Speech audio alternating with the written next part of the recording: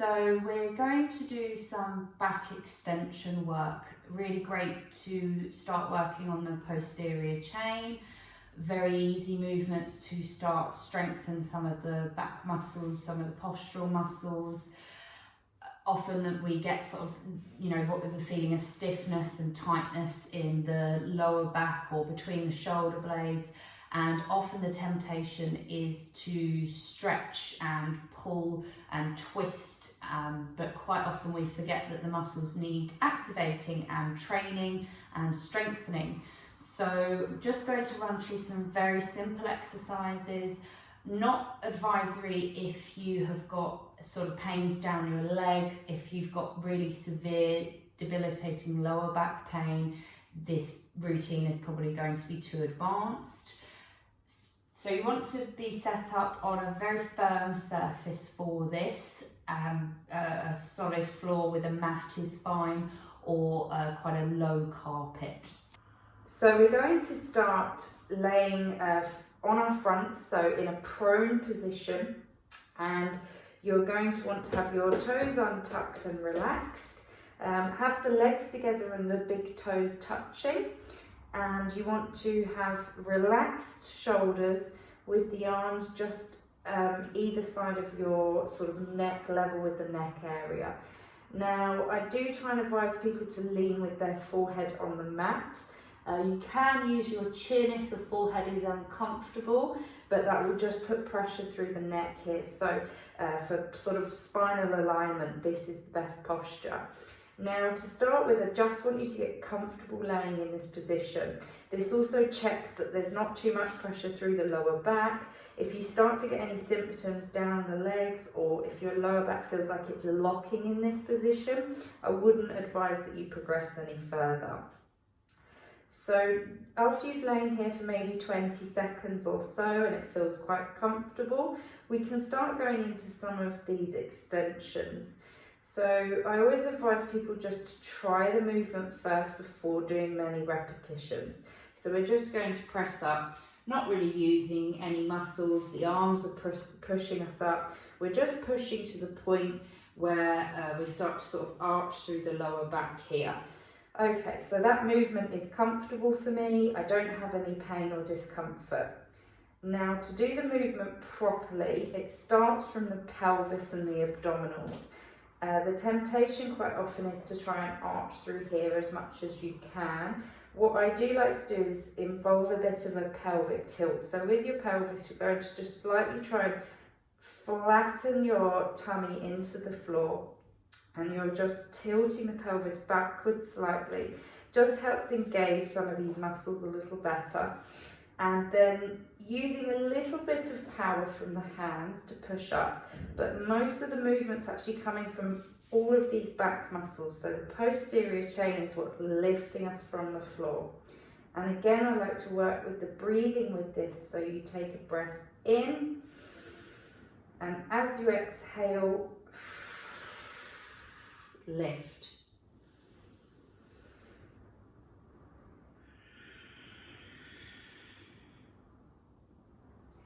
Now, what you also want to add in with this is really using the glutes instead of the lower back. If it feels like a lot of your power or your muscle activation is coming from these back muscles, you're not using the glutes and the hamstrings enough. So the easiest way to do this is just squeeze the glutes together, first of all, then do your pelvic tilt slightly, and then take a breath in, and then lift up. It should feel relatively effortless in this position. It's not a very difficult pose. Maybe your flexibility is limiting you a little bit, but the movements are all quite subtle.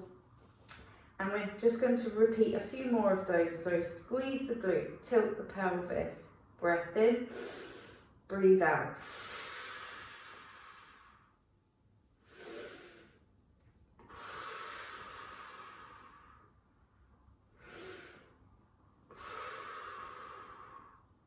So we've done a little warm up now. We're going to go into the next exercise, which is just a slightly higher version. So again, relax through the body, let the shoulders relax, maybe shake the feet out a little. If you need, you can roll the head from side to side and come back to this neutral starting point. So before we do anything, using the power from the arms, just push up, and that's about where we're taking. So we're not fully straightening the arms, we're having still a bend, but this is where we're going to try and lift. Now, a lot more pressure is going to come through the hands this time, and what's also going to be different is your head and chest position. So similar rules as before, squeezing the glutes, tilting the pelvis. Bring the shoulder blades back and down, and as you take a breath in, you just lift up that bit higher, still trying to engage through the abdominals. Try not to arch the neck backwards, so you want to be looking at a point just a little in front of you, and with your chest you want to feel like you're pushing your chest outwards, your chest forward. This way you're still recruiting some of the muscles higher up, and you're not just hinging from this lower back area. A lot of time I see people doing certain back bends and extension work, and they really hinge just from this L5, S1 sort of area. And if you've already got a bit of a problem there, it's only going to get worse. So same as before, we're going to run through several repetitions of this. So come back to that neutral position. If you need to have a little shake out, do. And we're going to think about each part. So squeeze the glutes, tilt the pelvis, breath in, and lift up. And back down, start from afresh.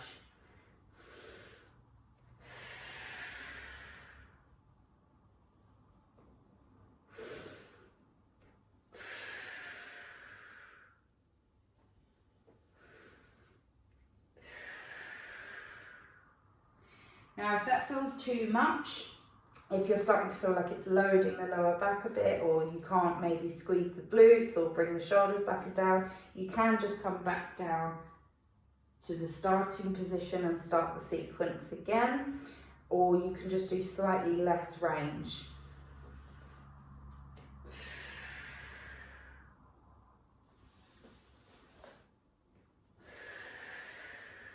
Really try to be mindful of your body and really sort of try and feel each segment of you moving.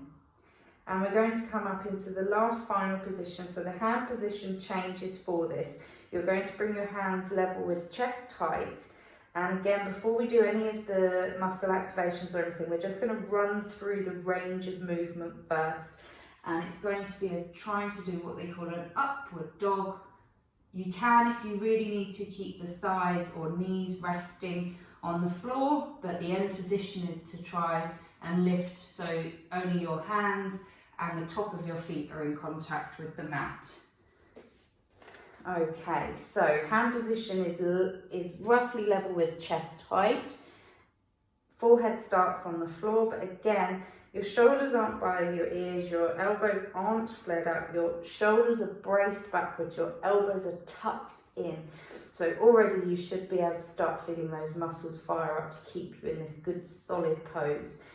You want to spread your fingers and really feel like your whole hand, thumb, fingertips is in contact with the mat.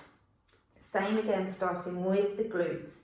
Squeeze the glutes, tuck the pelvis, brace the shoulders back, breath in, breathe out. And then relax back down.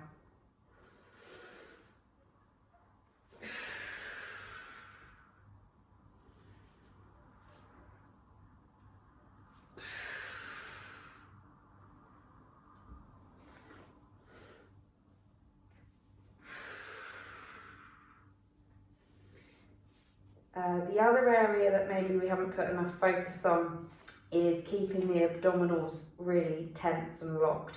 You're still going to be working through with breathing, so there's going to be some movement, so you don't want to over brace, but you certainly want to keep your sort of abdominal area engaged, so slightly tucking belly button to spine, which also happens to help with this pelvic tilt anyway.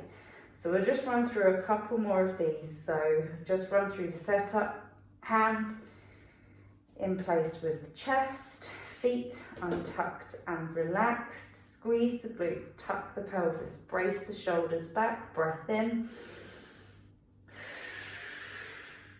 Gazing only a little bit in front of you.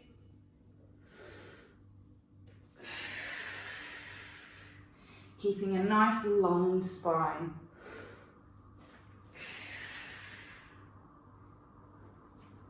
And then just relax, arms down by your sides. Maybe roll the head from side to side, stretch the neck out a little. Let your shoulders just drop forward. And then just clasp your hands behind your back, bringing the shoulder blades open, relax the head. Really think about bringing the chest back, almost like I'm trying to reach my hands to the other wall. And then relax.